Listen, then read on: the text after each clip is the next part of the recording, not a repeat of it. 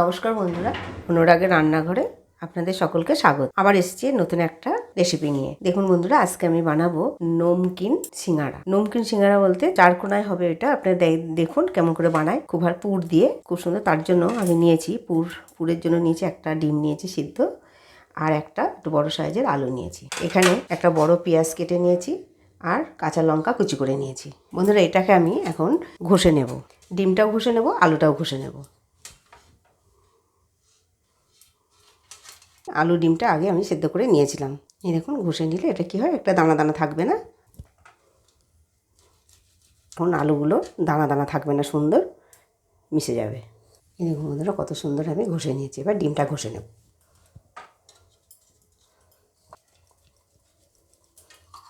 এই দেখুন বন্ধুরা, কত সুন্দর আমি ঘষে নিলাম। একদম দানা দানা নেই, কত সুন্দর হয়েছে ঘষা।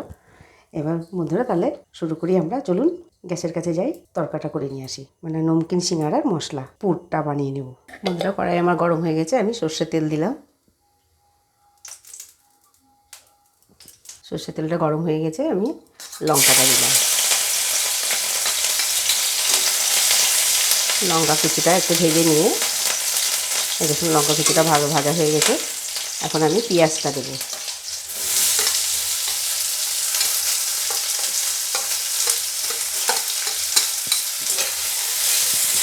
আমি এখানে স্বাদ মতো লবণ দিয়ে দিলাম।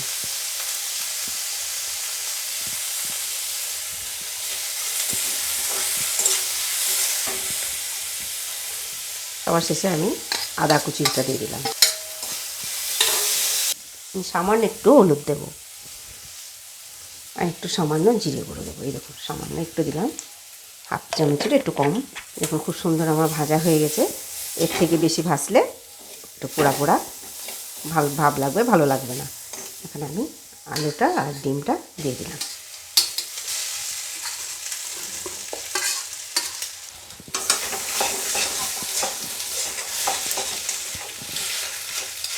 দেখুন বন্ধুরা, খুব সুন্দরভাবে আমার পুরটা বানানো হয়ে গেছে। পুরটা তো আমার বানানো হয়ে গেছে। এখন আমি ময়দাটা মেখে নেব।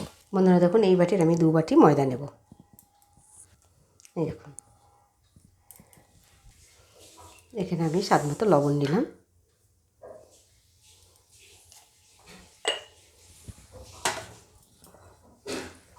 আমি সাদা তেল দিয়ে ময়াম দেবো, আপনারা ঘি দিয়েও দিতে পারেন।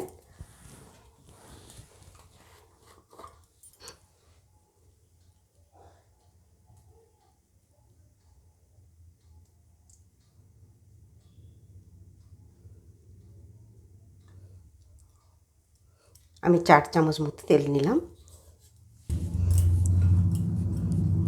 এখন ময়ামটা ভালোভাবে দিতে হবে, এটা সুন্দর করে মাখতে হবে তেলের সঙ্গে।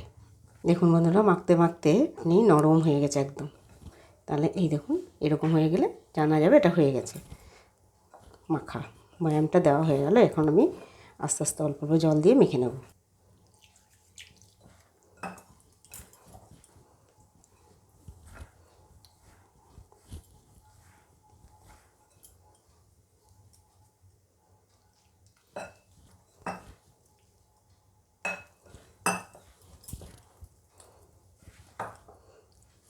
একদম নরম করলেও হবে না, একদম খুব একটা শক্ত করলেও হবে না, ঠিক মিডিয়ামে মাখতে হবে। এইটা ময়দাটা মাখতে মাখতে দেখা যাবে ভেতরে এরকম চাপ দিলে দেখবেন গোটা গোটা থাকবে, তার মানে মাখা হয়নি। যখনই দেখবেন চাপ দিলে সমান হয়ে গেছে, তখনই বোঝা যাবে মাখা হয়ে গেছে। ওই জন্য এটাকে এরকম ঠেসে ঠেসে মাখতে হবে। এই দেখুন বন্ধুরা, সুন্দর মাখা হয়ে গেছে আমার। আমি 2 মিনিট মতো ঢেকে রাখলাম।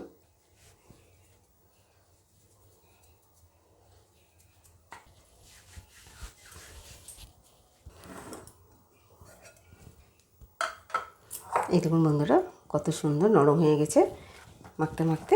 বা ঢেকে রেখেছি 2 মিনিটে, দেখুন কত সুন্দর নরম হয়ে গেছে। এখন আমি এটাকে বেশি বানিয়ে নেব।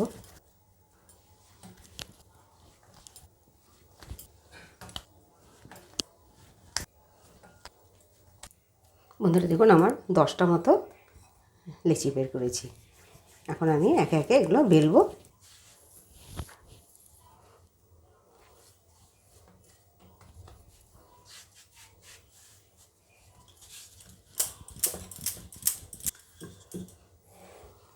বন্ধুরা, আমার একটা রুটি হয়ে গেল। এরকম করে আমি সবগুলো বেলে নেব।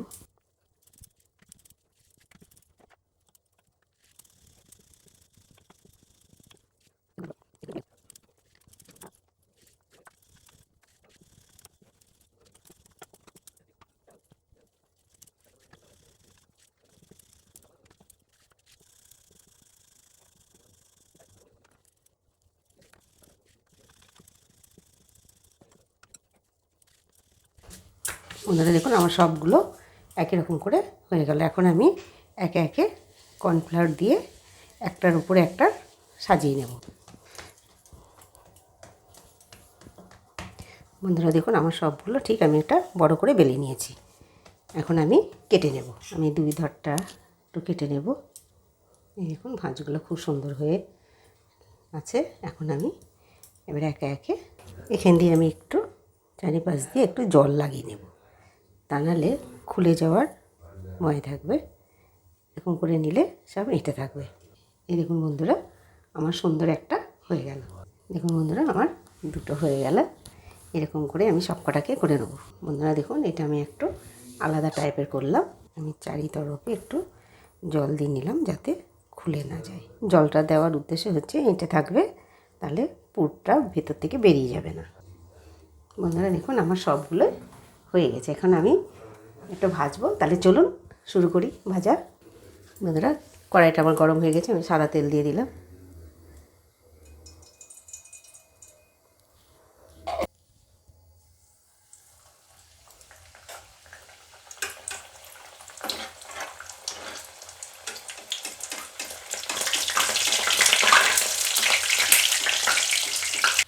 বন্ধুরা দেখুন কত সুন্দর আমার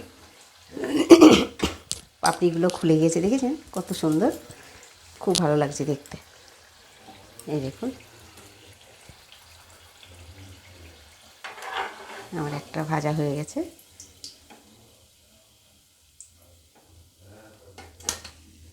এই দেখুন বন্ধুরা কত সুন্দর হয়েছে ভাজা। এরকম করে আমি সবগুলো ভেজে নেব। বন্ধুরা এরকম করে সকালে বিকেলে টিফিন খাওয়া খুব ভালো লাগবে। বাচ্চাদের এরকম করে দিলে বাচ্চারা খুব খুশি হয়। এরকম বন্ধুরা কত সুন্দরভাবে আমার নমকিন সিঙ্গাড়া হয়ে গেল। দেখুন কত সুন্দর ভাজা হচ্ছে।